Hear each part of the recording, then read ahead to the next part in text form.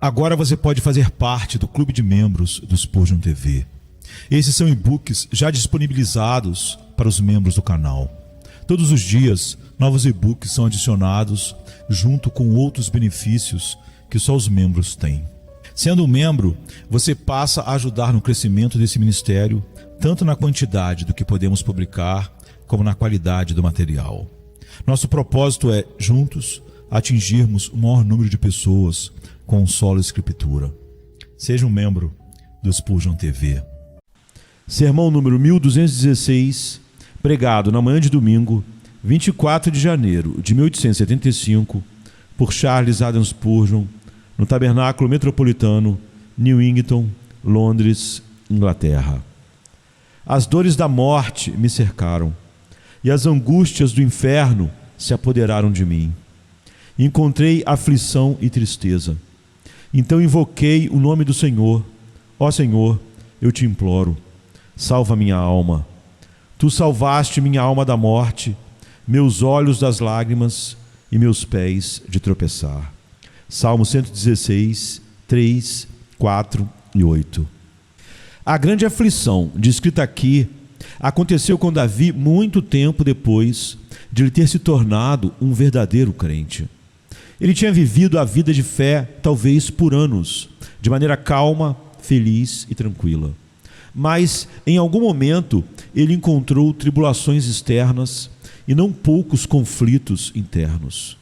Em algum momento, geralmente acontece a um crente, entre o início da jornada na porta estreita e a travessia do último rio, que ele suporta uma grande luta de aflições. Minha observação me leva a notar que aqueles que começam com tempos difíceis, frequentemente têm um caminho mais suave depois, enquanto outros, cuja primeira experiência foi muito ensolarada e pacífica, encontram conflitos ferozes mais adiante. Aqueles que desfrutaram de uma vida longa, calma e relativamente fácil, podem encontrar suas horas mais tempestuosas no final de seus dias.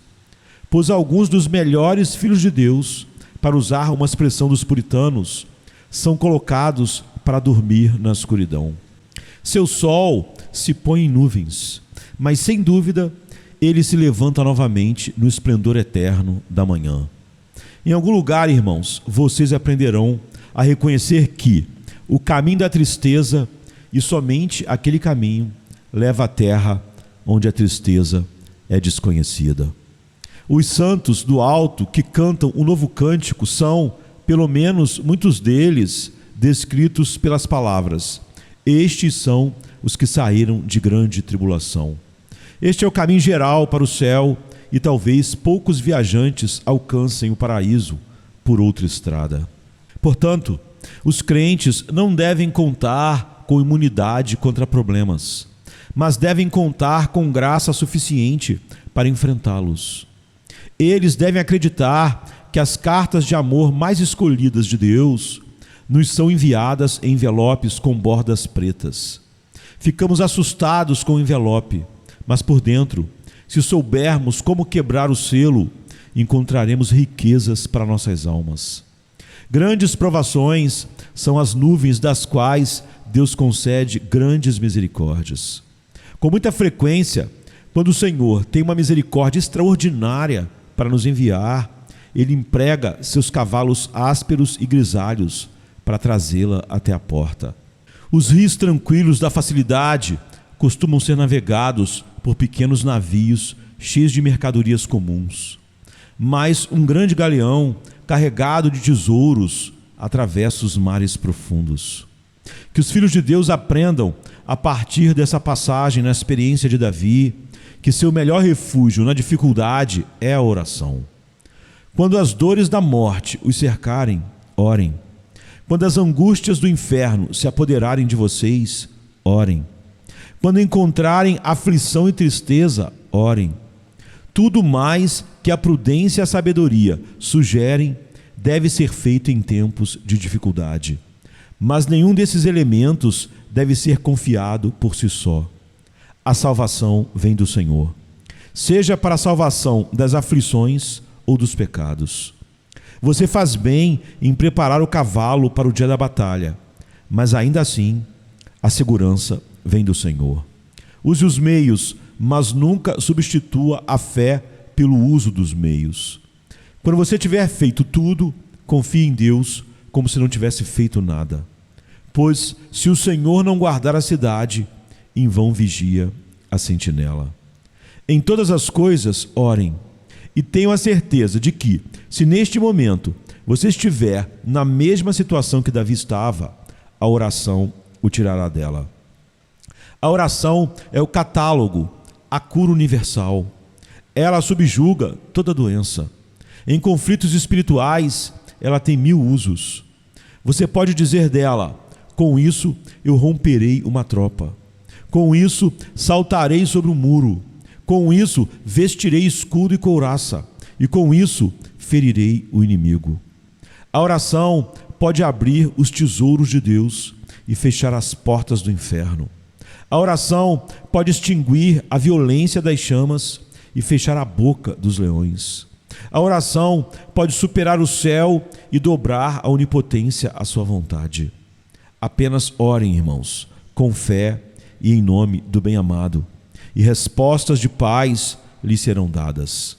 Tenho a intenção hoje de usar o texto com uma visão diferente. Pretendo adaptá-lo como acredito ser legítimo e usá-lo como uma descrição da condição de um pecador despertado. Aos pecadores sob convicção eu me dirijo, pois sei que há alguns na congregação. Fiquei contente em ouvir seus clamores na outra noite e espero que o Senhor, com isso, queira abençoá-los e conduzi-los à liberdade. Vamos falar primeiro da condição miserável desta pobre alma, em seguida de seu curso de ação e então da libertação que ele obteve. Em primeiro lugar, aqui está a condição miserável na qual muitas almas despertadas têm sido colocadas. Mas deixe-me, antes de prosseguir, dizer que, se algum de vocês é crente em Cristo e não sentiu tudo o que estou falando, você não deve se condenar por causa disso. Existem muitas enfermidades no mundo. Se estou descrevendo uma doença e a maneira como o médico a cura, você não deve dizer: certamente estou errado, pois nunca senti essa fase da doença. Isso não importa. Nenhum homem sofre todas as enfermidades. Se você está descansando apenas em Jesus, não se perturbe. O que estou prestes a dizer não é para perturbá-lo, mas para conforto de outras pessoas. A partir do nosso texto, observo que muitas consciências perturbadas sentem as dores da morte. Ou seja, ele é objeto de aflições semelhantes às que afligem os homens em seus leitos de morte. Eu mesmo passei por esse estado e, portanto, o descreverei com mais sensibilidade. Quais são as dores da morte? Uma das dores da morte de um pecador é a retrospectiva. O pecador moribundo olha para trás e não vê nada em sua vida que lhe traga conforto. Ele desejaria que o dia tivesse sido de trevas em que se disse que uma criança, ele mesmo, nasceu no mundo. Pois ele sente que sua existência foi um vazio e, pior do que isso, um insulto a Deus e a causa de miséria para si mesmo. Ele não consegue ver um ponto brilhante ou esperançoso em toda a sua história. Da mesma forma, o homem verdadeiramente despertado chora por um passado terrível e lamenta porque tudo é mal, e as coisas que ele costumava gloriar-se estão manchadas. Ele vê que o que antes pensava ser retidão era, na verdade, pecado.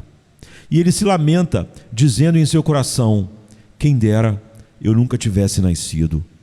Muitos homens despertados já disseram, como John Bunyan, que prefeririam ter sido um sapo ou uma cobra venenosa a ter sido um homem e ter vivido como viveram. Você está sentindo, caro amigo, ou já sentiu essa dor da morte? Alguns de nós a sentiram profundamente. Outra dor da morte é a tristeza pelo presente. O homem jaz se revirando em seu leito de morte e toda a sua glória e beleza se foram. A flor da saúde se afastou dele. Ele é um homem completamente diferente daquele que era nos dias da sua agilidade e vigor. E ele sabe disso. Assim acontece com o pecador. Ele sente a doença debilitante do pecado consumindo-o, assim como a traça consome uma roupa. Sua umidade se transforma na seca do verão. Sua glória é como uma flor murcha, e a excelência de sua carne, na qual ele se gabava e dizia que não era pior do que os outros e talvez fosse até melhor, agora desapareceu. O Espírito Santo, quando sopra sobre o homem, encontrando toda a carne como a erva, a faz secar completamente. E assim, ele destrói a glória do estado do homem e faz sua excelência decair, até que o homem fique doente de si mesmo. O homem moribundo também vê toda a sua força se esvaindo. Talvez ele pense, como Sansão, que pode se levantar como em outras ocasiões, mas está enganado. Os membros que o levaram para sua cama caem sob ele, e a mão com a qual ele trabalhava cai paralisada ao seu lado. Até mesmo as pálpebras mal conseguem se fechar para formar uma cortina da luz ou se levantar para permitir a entrada dos abençoados raios do sol. A tigela de ouro está se quebrando e o cordão de prata está sendo rompido. É exatamente assim com um pecador despertado. Ele sente a morte em sua alma. Costumava pensar que podia fazer qualquer coisa. Sua ideia era que poderia se arrepender e acreditar, melhorar e reformar e se salvar quando quisesse. Mas agora, o frio gelado da morte se abateu sobre todos os seus poderes e ele ouve Cristo em misericórdia dizendo: sem mim você não pode fazer nada. Ninguém pode vir a mim a menos que o Pai que me enviou o trouxer. Um homem experimenta uma paralisia terrível em sua alma quando está verdadeiramente e completamente despertado. O Espírito de Deus está fazendo um trabalho seguro em sua conversão. Ele vê sua beleza desaparecida e sua força partida, e assim as dores da morte se apoderam dele. O homem precisa deixar esposa e filhos. Eles o acompanhariam de boa vontade, mas não podem. Aquela querida esposa estaria disposta a enfrentar a própria morte se pudesse continuar a ser a companheira do homem a quem amou. Mas não pode ser assim. O afeto mais profundo não pode ajudar agora. O pecador despertado descobre precisamente a mesma coisa em relação à ajuda espiritual. Ele teria procurado um sacerdote, mas não ousa. Ele teria buscado o seu ministro, mas sabe que se o fizesse, ficaria desapontado. Ele encontra o vazio escrito em cada criatura, no que diz respeito às necessidades de sua alma. Sua ferida é terrível demais para qualquer pessoa encontrar um remédio. Sua ferida é profunda demais para qualquer mão humana fechá-la e cicatrizá-la. As dores da morte, nesse aspecto, o cercam. Talvez a pior tristeza sobre a morte de um ímpio seja a perspectiva. O passado é sombrio, mas mais sombrio ainda é o futuro. O presente é sombrio, mas a escuridão que pode ser sentida, que envolve o porvir. O homem moribundo estremece diante do terrível futuro e o pecador despertado também. Ele não ousa seguir em frente. Ele tem medo e um som terrível ressoa em seus ouvidos.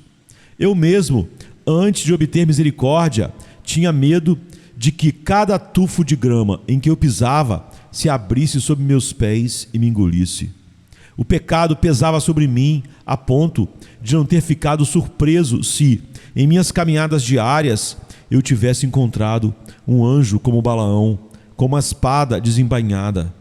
E se ele tivesse me dito: você está condenado para sempre por causa do seu pecado, eu só teria ficado mudo diante dele ou confessado a justiça da sentença. Assim, muitos pecadores sentem que as dores da morte os cercam. Elas estão por toda parte, essas dores do passado, do presente e do futuro. A descrição se torna ainda mais gráfica na próxima frase. Pecadores despertados, às vezes, sentem o que descrevem como as dores do inferno. Não que qualquer homem vivo suporte as dores do inferno na medida em que são sofridas no inferno.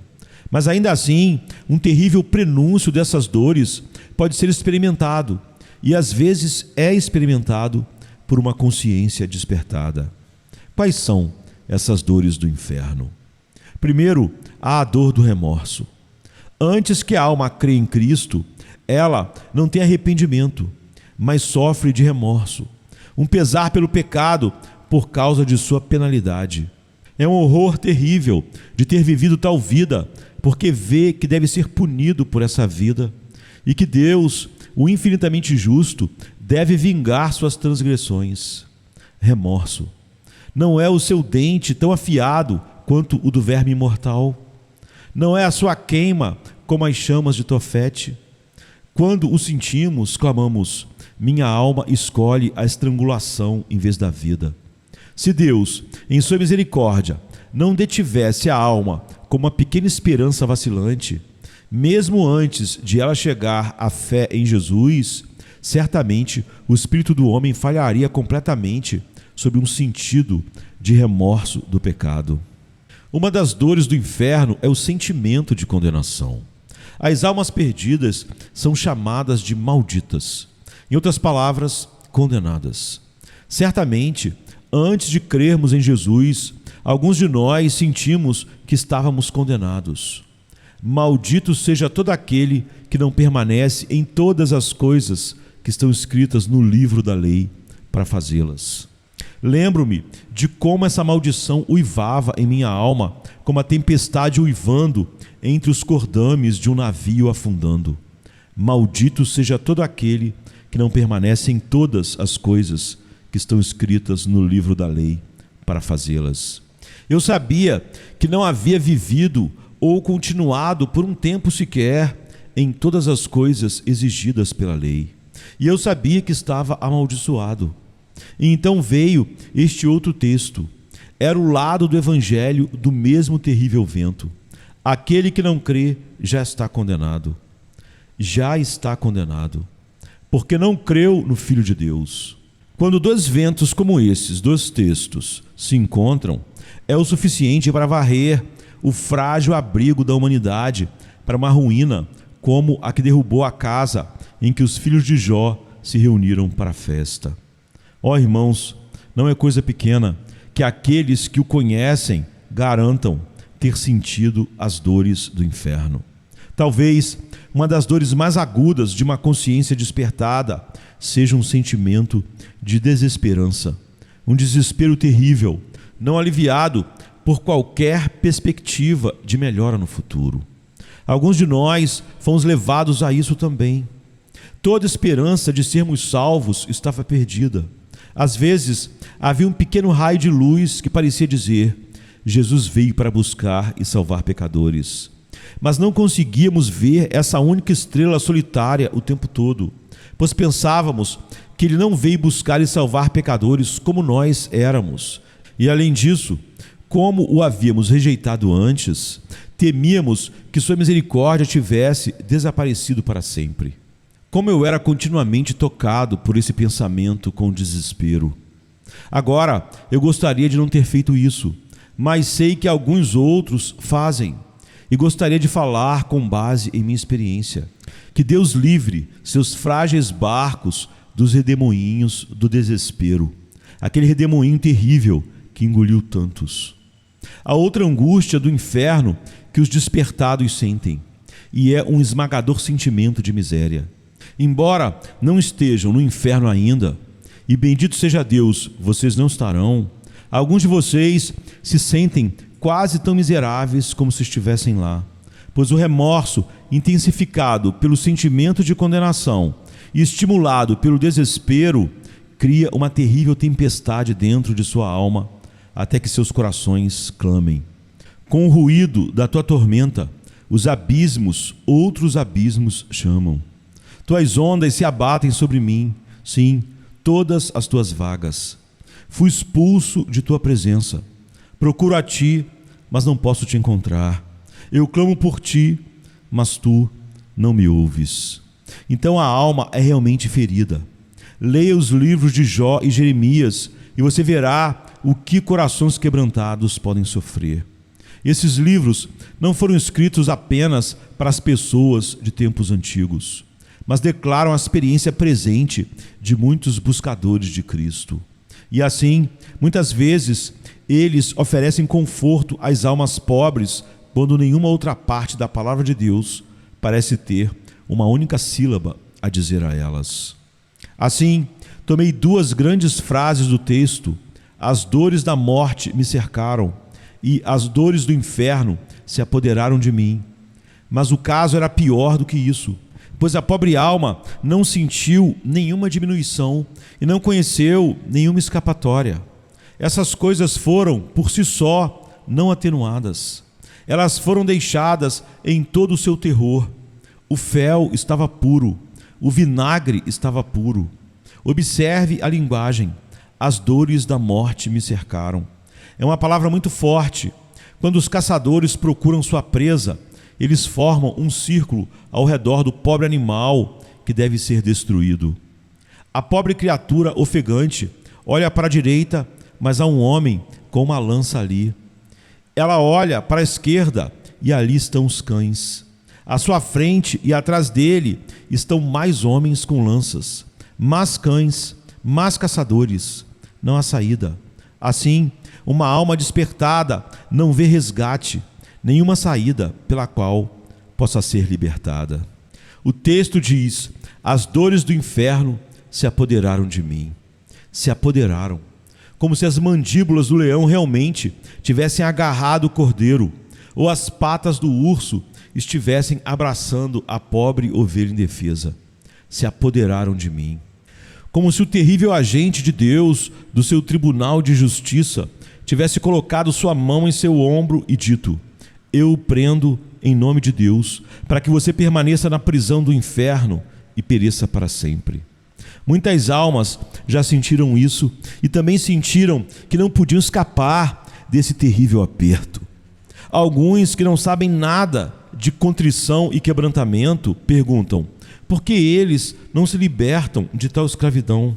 Ah, mas se você estivesse nessa condição, tal pergunta o entristeceria, se não o exasperasse. Já vi pessoas fazerem muitas perguntas a corações atribulados que elas mesmas não poderiam responder se estivessem em seu estado. Você pergunta a um homem que quebrou as duas pernas e está deitado nos trilhos da ferrovia: por que você não se levanta e vai para casa? Por que ele não vai a pé para casa? Me responda antes: por que você faz uma pergunta tão tola? Quando uma pobre alma está despedaçada e desesperada, diga-lhe o que Cristo fez por ele e fale muito pouco sobre o que ele deveria fazer. Você nunca confortará o homem desesperado dizendo-lhe o seu dever. Fale antes do amor de Cristo. Pobres almas, elas estão perturbadas e agitadas, que não podem fazer nada. Conte-lhes o que Jesus fez. Essa é a maneira de trazer luz às suas almas. Mais uma vez, o salmista não encontrou conforto em nenhum esforço que fez. Isso inclui a última frase da descrição do texto: encontrei trabalho e tristeza. De modo que ele procurou por algo, mas o único resultado de sua busca foi que ele encontrou trabalho e tristeza. Você se lembra, amado crente, dos dias em que estava sob escravidão por causa do pecado? Como você se tornou aprendiz de Moisés para trabalhar em sua própria salvação por sua própria bondade? O que você conseguiu? Certamente você encontrou problemas no trabalho e tristeza como salário. Você era como um cavalo em moinho. O chicote era usado com muita liberdade em você, mas isso trouxe apenas um senso de fracasso. Uma convicção de que tudo o que você havia feito era mais uma provocação a Deus ao estabelecer um anticristo de sua própria justiça. Não havia ajuda para a expiação de seu pecado. Você encontrou trabalho e tristeza. Talvez você tenha ido ao senhor legalismo, e ele e seu filho, senhor moralidade, fizeram o que puderam por você.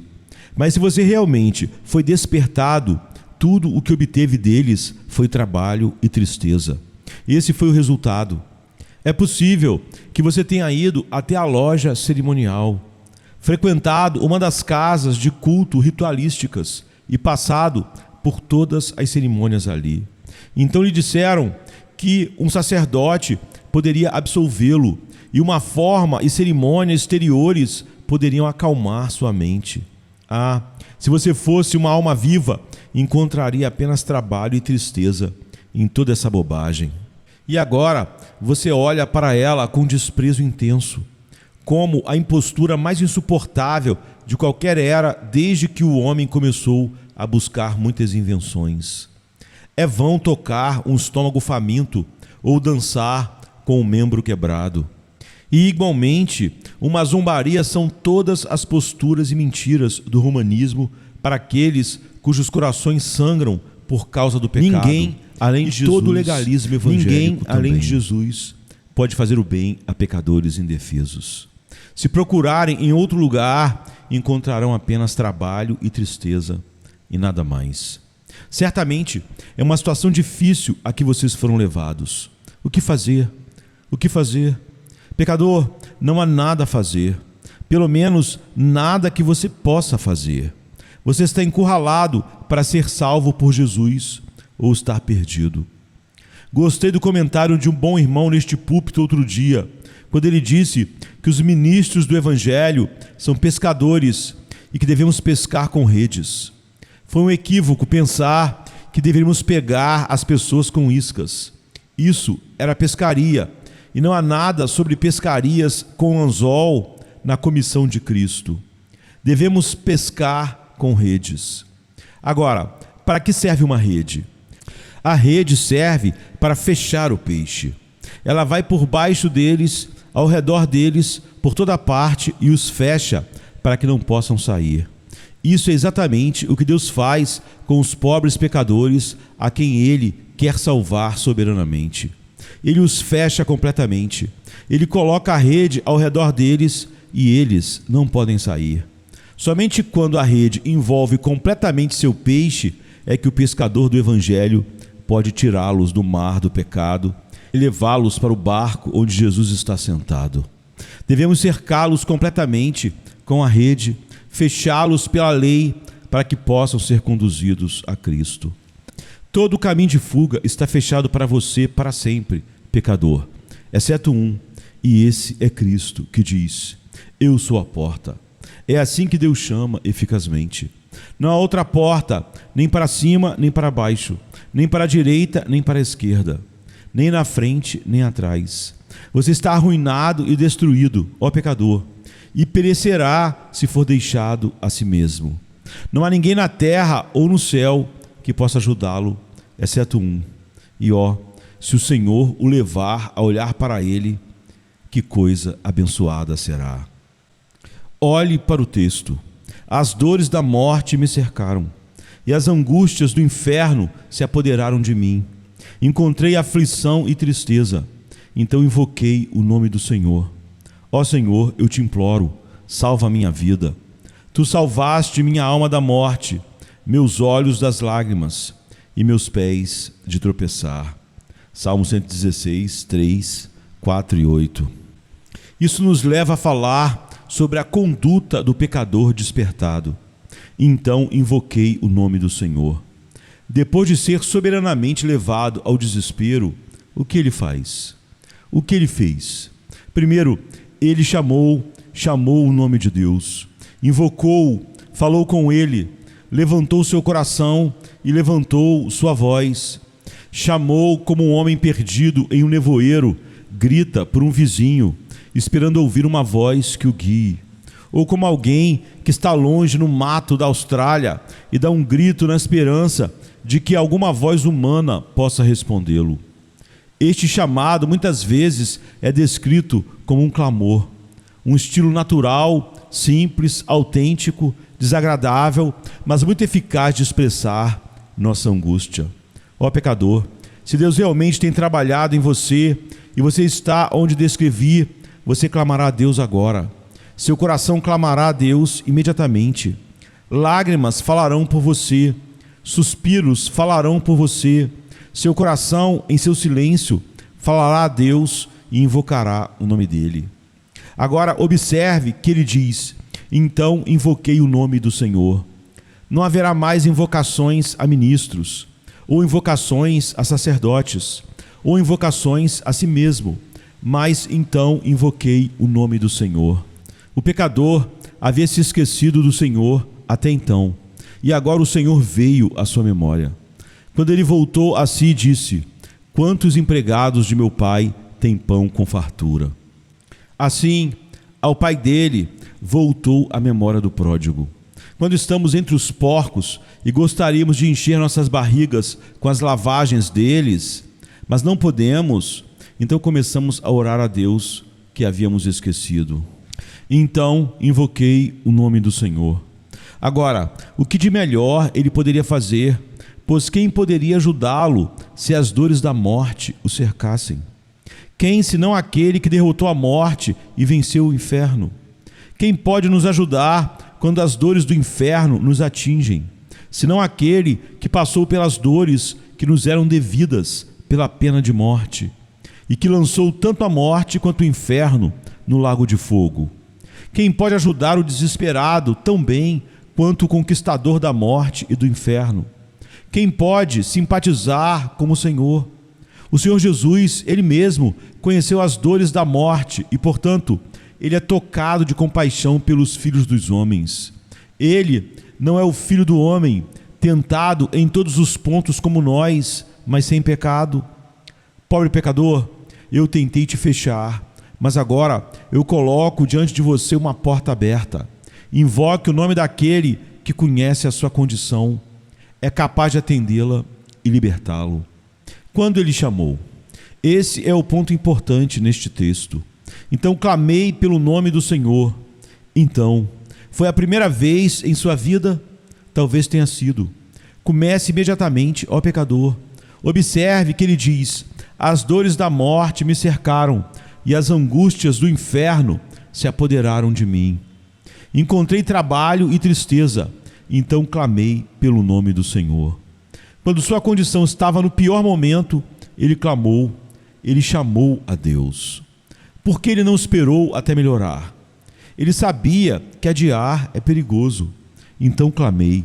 Se ele tivesse esperado até estar melhor, nunca teria chamado, mas ele chamou naquele momento, e mesmo que fosse a primeira vez, ele não teve vergonha de romper o gelo, ou se ele estava envergonhado, ele fez isso de qualquer maneira e teve sucesso. Suponha que você nunca, até hoje, tenha olhado para o seu Pai Celestial, e agora é o pior momento da sua vida em que você já esteve. E agora?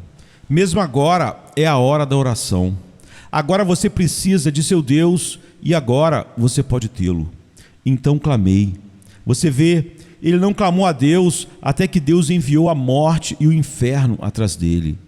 Ele era uma ovelha perdida e tão determinado a se desviar que não voltaria até que os 2 cachorros mais ferozes que o grande pastor mantém viessem atrás dele. E então ele voltou com paixão. Eu meio que desejo que Deus envie a morte e o inferno atrás de alguns de vocês que nunca virão, para que eles possam preocupá-los e resgatá-los, e fazê-los retornar ao grande pastor. Então clamei. Isto é, quando eu não podia clamar por ninguém mais, nenhum pecador jamais clama a Deus, até descobrir que não tem para onde mais ir. E no entanto, o Senhor recebe esses bons para nada. Embora venhamos apenas porque não temos para onde ir, Ele ainda nos receberá. Nenhum navio jamais entra no porto da graça soberana, exceto através das tempestades. Quando o mar está agitado e o vento está furioso. Quando a tempestade está chegando e o navio certamente irá afundar, então, e só então, o Senhor Orgulho, que já segurou o leme antes e disse: nunca entrarei naquele porto, é subitamente subjugado e clama: ó, por um sopro de vento celestial para nos soprar entre as duas luzes vermelhas, direto para as águas seguras, onde podemos navegar em paz.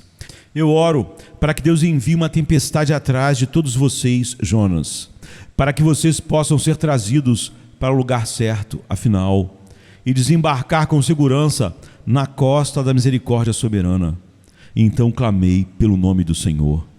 E agora, quanto à sua oração, aqui está. Ó Senhor, eu te rogo, livra minha alma. Uma oração muito natural, não é mesmo? Ele apenas disse o que queria dizer e quis dizer o que disse.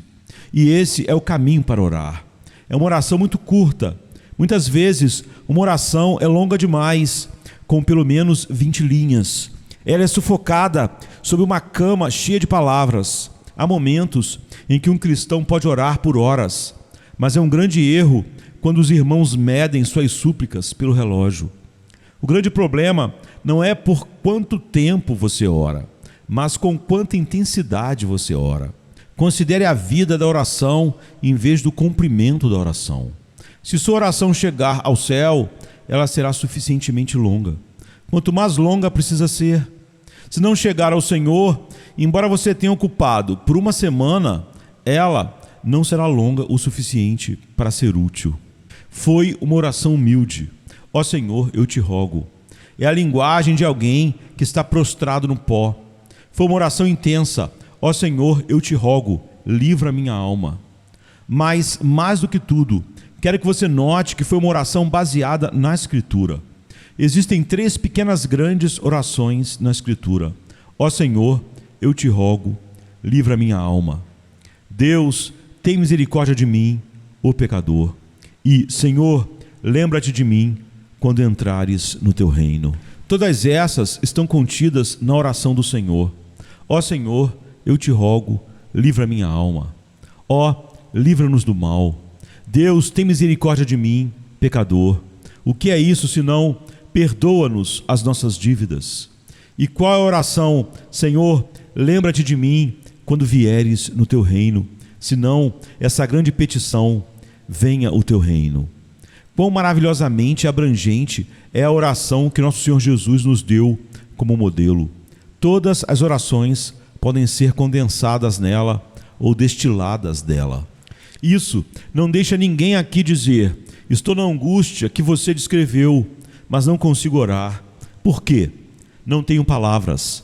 Você não precisa de palavras. Orações sem palavras são frequentemente as melhores. Mas só consigo gemer. Gema então, irmão. Mas sinto como se só pudesse suspirar. Suspire então. Meu coração dói, mas não sei como me expressar. Não se expresse. Deixe seu coração doer. Apenas deixe doer diante de Deus. Volte todos os teus desejos para Ele e deixe este ser o clamor intenso do seu espírito. Ó Senhor, eu te rogo, livra minha alma. Você sabe que temos uma lei que as pessoas não podem mendigar nas ruas. Há um homem que eu conheço em uma certa estrada que não mendiga e ainda mendiga. A polícia não o deixaria mendigar e, portanto, ele nunca mendiga. De jeito nenhum. Não, ele não. Seria uma calúnia dizer que ele está mendigando. Mas ele usa um par de sapatos pelos quais você pode ver seus dedos dos pés e o lado do calcanhar. Você pode espiar seus joelhos através de suas calças. Suas bochechas estão todas afundadas e toda a sua aparência é a de um homem consumido que deve morrer em breve. Ele tem estado consumido por muitos anos e morrendo diariamente, muito confortavelmente. Eu acredito que se eu dissesse a ele: você é um mendigo? Ele responderia: mendigo? Não, Senhor, com certeza não. Eu nunca, mendigo nunca. No entanto, ele é um dos mendigos mais bem-sucedidos. Seus olhares imploram, seus trapos imploram, sua carne implora, seu cansaço implora, sua aparência geral de doença implora, tudo sobre ele implora. Ele mendiga por toda parte. Este é o caminho de orar. Derrame seu coração diante do Senhor, com ou sem palavras, como você achar mais fácil, mas deixe o seu coração mais íntimo estar realmente cheio de desejo. Esteja determinado a obter a bênção. Faça como o homem fez na outra noite, que disse a si mesmo: eu sou uma alma perdida, mas nunca me levantarei do lado desta cama até encontrar o Salvador. Estou determinado a obter o perdão ou morrer de joelhos. Ele chorou e gemeu e venceu o dia. Não teríamos gostado de ouvir seus lamentos piedosos, pois não havia beleza ou elegância em sua linguagem, e não havia música em seus gemidos. Mas o Senhor o ouviu e salvou a sua alma. Ó Senhor, eu te rogo, livra a minha alma. É uma oração muito congruente com a situação e totalmente adequada a ela. Ó, se todas as orações fossem tão adequadas quanto esta. Esta é a sabedoria de toda alma pobre e angustiada em seu tempo de dificuldade. Ela deve, com uma fé simples em Jesus, respirar o seu desejo na cruz e dizer: Jesus, Salvador, salva-me agora e livra a minha alma. As dores da morte me cercaram e as angústias do inferno se apoderaram de mim. Encontrei aflição e tristeza. Então invoquei o nome do Senhor. Ó Senhor, eu te imploro, salva minha alma. Tu salvaste minha alma da morte, meus olhos das lágrimas e meus pés de tropeçar. Salmo 116, 3, 4 e 8. Olhe o texto com atenção, pois essa é a libertação. E para isso eu o remeto ao versículo 8. Este pobre suplicante, duvidoso, trêmulo e implorante, recebeu o que pediu. Ele disse: ó Senhor, eu te rogo, livra a minha alma. E logo depois ele cantou: tu livraste a minha alma. Assim como o eco responde à voz, o Senhor respondeu ao seu pedido. Se você está pedindo salvação com todo o seu coração, com os olhos na cruz de Cristo, você a terá. Se você se lançar diante de Jesus e disser a Ele: se eu perecer, perecerei diante de seus pés perfurados, você não perecerá. Se você clamar sinceramente por perdão, como o publicano fez, você sairá justificado para sua casa. Observe em seguida que, enquanto ele obteve o que pediu, isso veio daquele de quem ele pediu.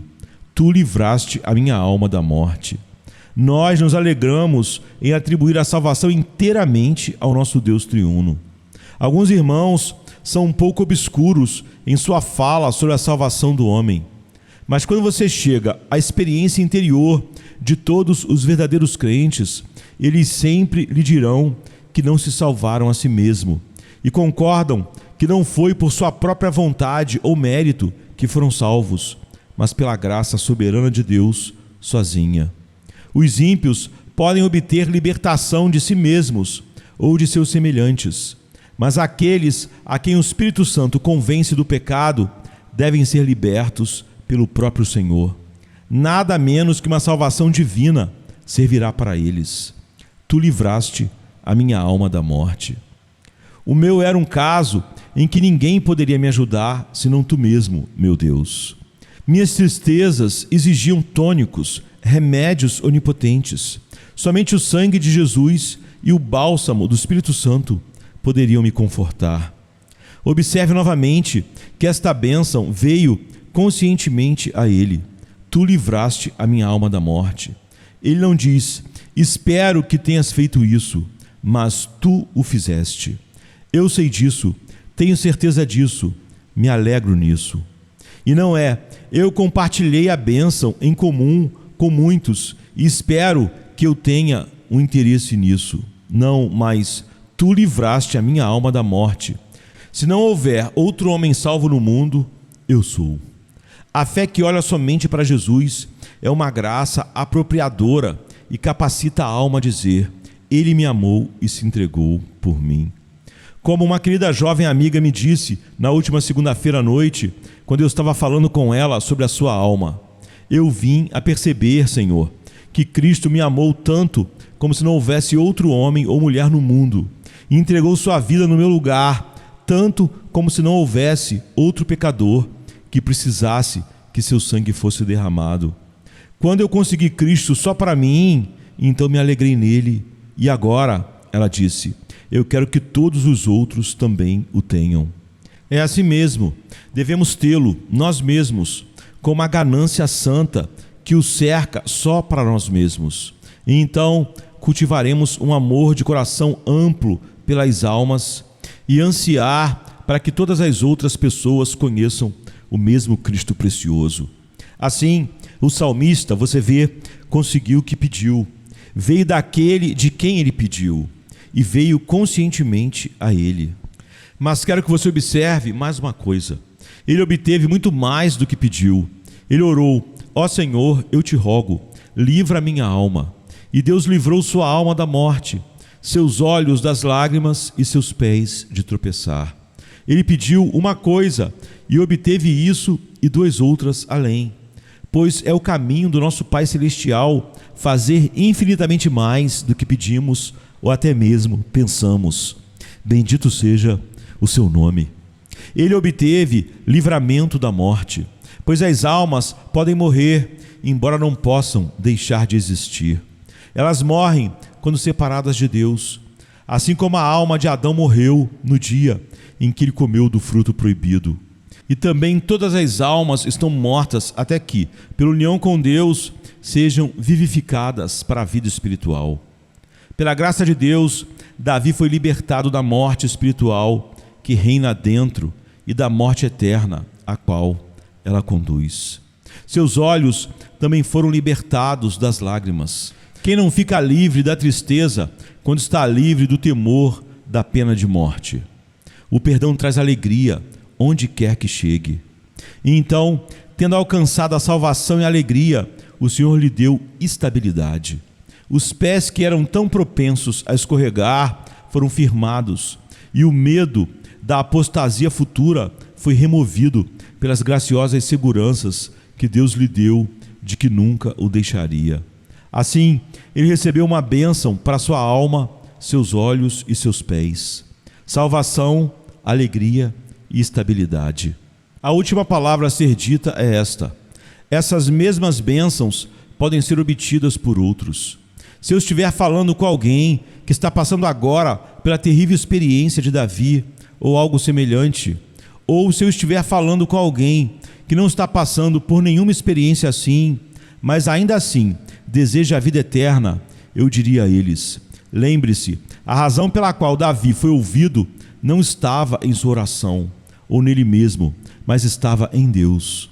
Leia o verso que segue o meu primeiro texto, o verso 5. Gracioso é o Senhor e justo. Sim, nosso Deus é misericordioso.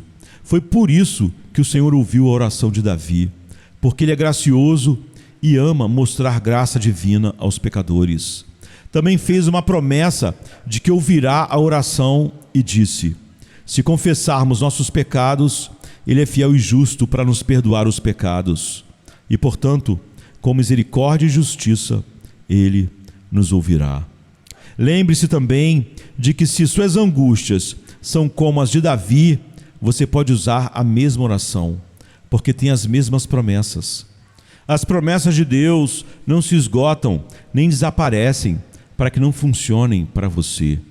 Se uma boa refeição é fornecida para meia dúzia de pessoas e eles a consomem toda, e depois 6 outras vêm, bem, elas terão que passar sem comida. Mas com as promessas de Deus não é assim. Elas são usadas por miríades e ainda permanecem as mesmas. 10.000 almas se alimentaram de um Cristo precioso e receberam o que precisavam dele.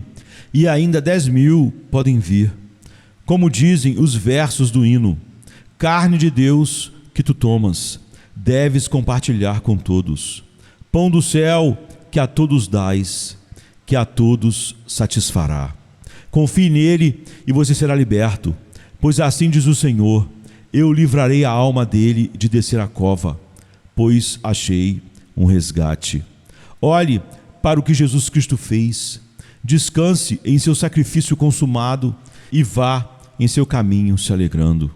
Que o Deus, Espírito Eterno, guie cada um de vocês, pobres pecadores, a isso. E eu os exortaria quando ele assim o fizer, a vir e nos contar. Faça como o salmista lhe diz pelo exemplo dele.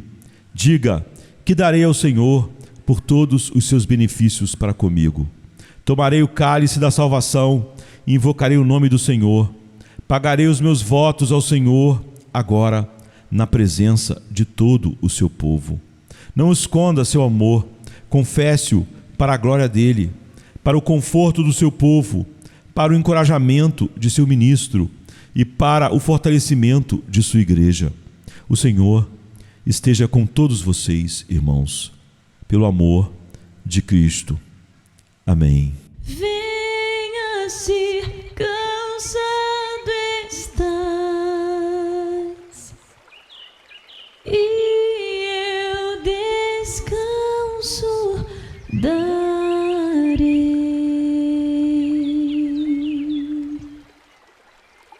Tu descansarás.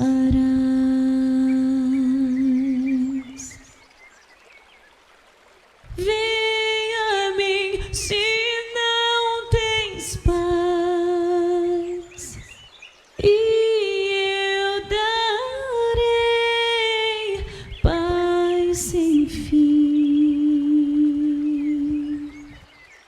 Terás paz sem fim.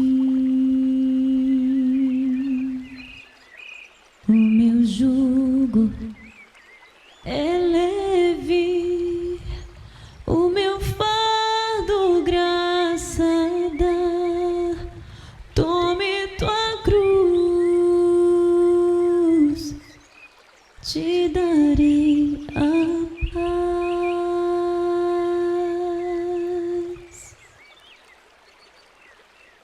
Venha o aflito e lhe darei paz, minha paz darei.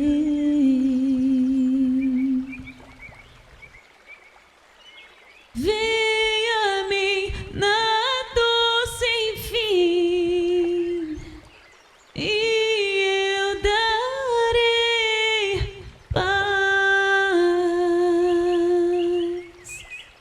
darei minha paz. Acalmar tuas águas e falar ao coração. Tome meu fardo, te darei a paz.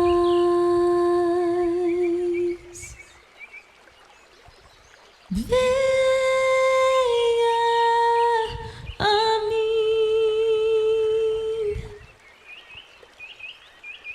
venha a mim, venha a mim. A minha graça te chama,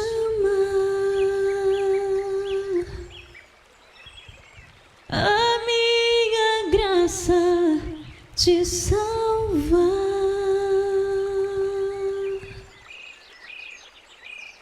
Venha a mim se triste estás, minha alegria terás, alegria e paz.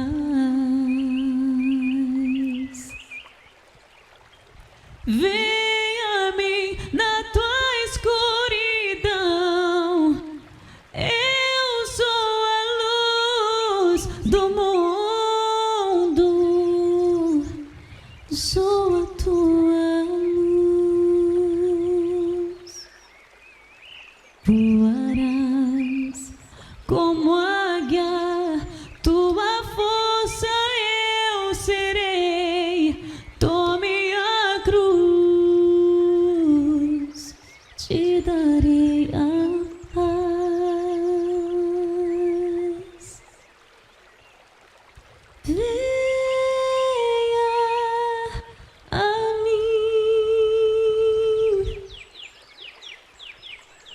venha